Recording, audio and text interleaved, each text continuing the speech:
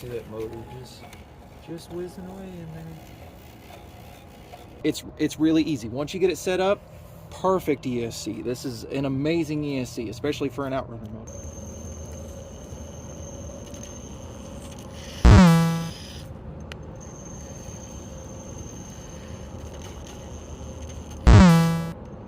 What's up, everybody?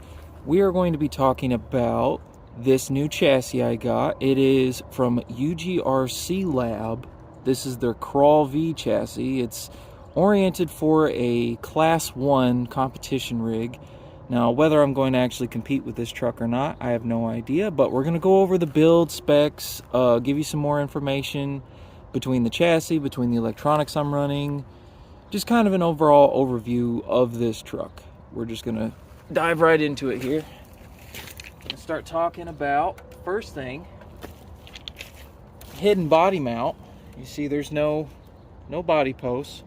So what I've done here is rigged up just kind of a pressure system. So the body comes off very easily. I have some holes drilled there, body post there. The body posts slide into those holes, and then if you look here, that bar is just a little bit short, so you just put a little bit of pressure and it locks in place. And this plus the bumper, it holds the truck body pretty well, you know. Now, I'm not going to be bashing this thing or bouncing it off of rocks necessarily, so this should be good enough to hold that body on for filming purposes and some real scale crawling, so to speak. But yeah, that's the body. We'll be doing more work on that soon. I'm going to build an interior and do all that stuff for it. Very pretty body.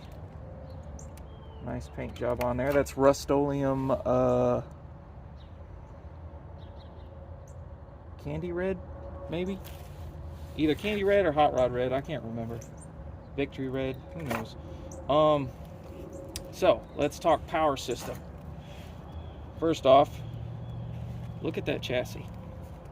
Look how low slung that chassis is. Super lightweight. I weighed this yesterday and it was barely 2 pounds. Barely. So super lightweight chassis. Now this chassis lets you build all different types of wheelbase lengths. I wanted to do an 11.5-inch wheelbase. I had this body before I had the chassis, so that's what kind of made me decide on 11.5-inch wheelbase. But then I wanted to make sure that I kept it, you know, as low center of gravity as possible. So I got this transmission. I think I paid $16 for it on AliExpress. And it's a portal transmission. And so there's no spur. And I'm not missing it. I'm not missing the spur gear. You don't have to have a spur gear if you have your gearing set up right, your motor set up right. You don't have to find your gear ratio with a spur and a pinion like traditional crawlers do. So, talk about motors. This is a turbo 1400 kV outrunner motor. Part number on it, D3530 Evo 1400 kV. This little motor, let me tell you guys, this is phenomenal. It is so quiet. Listen to this.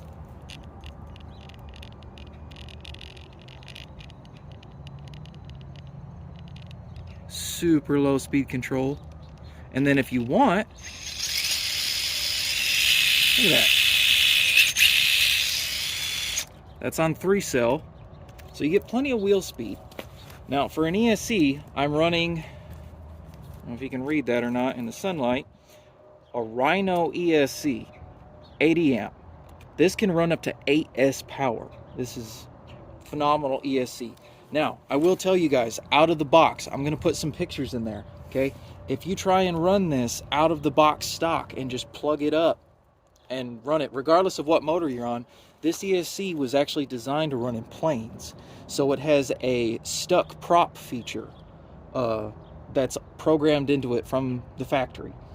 And what'll happen is as you start hitting rolling resistance with your motor will cut out because it's still thinking that it's in a plane, and it'll cut out and you'll lose your drag brake and roll back, and it's no fun.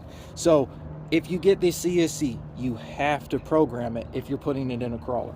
It's a simple programming setup. I'll put some information after this as to what you got to do, and I'll link a video of a guy that goes through the whole process for you. And it's really easy. Once you get it set up, perfect ESC. This is an amazing ESC, especially for an outrunner motor. Then we're running for a receiver, just a standard SR315 for my DX4S. I run all my crawlers on this controller for the most part. I just like the signal. Servo, I have an Eco Power 110 in there, and I will eventually upgrade that, but I don't see the need for it right now. This truck is so light. I haven't had any brownout issues or any servo demands with this build so far. And wheels and tires, and then we'll do axles, but wheels and tires, I'm running 3/8, which in class 1 you can go up to a 4.1. And I'd like to get there eventually, but I just do not want to cut that body. I'd like to keep the tires to fit in the wheel wells. I want it to look kind of like a factory truck. And then as far as axles, okay, so these are AR45 axles, but they've been shortened. So they're shorter than the regular factory AR45s. I don't know how much shorter, maybe by a quarter of an inch, maybe on each side or something, but that way you can get through gates easier. They have beef tubes in them. I'm not currently running any overdrive or anything. I may eventually go to that point. Shocks, we're running little bitty baby MST shocks. They're 80 millimeter, and they limit the travel just fine, and I have plenty of flex. I have all the flex that I desire right now. Plenty of flex. Stock axial drive shaft in the front. I always like to keep at least one piece of plastic in the drivetrain, and because that's probably one of the cheapest things to replace, that's what I stick with. And now I have a metal SSD rear axle, or rear drive shaft, and then the plastic up front, just in case if I get into a bind or something and something snaps, I'd rather replace this than anything inside the transmission. And speaking of that, let's talk about this skid right here. Okay, this skid, oh my gosh, so small.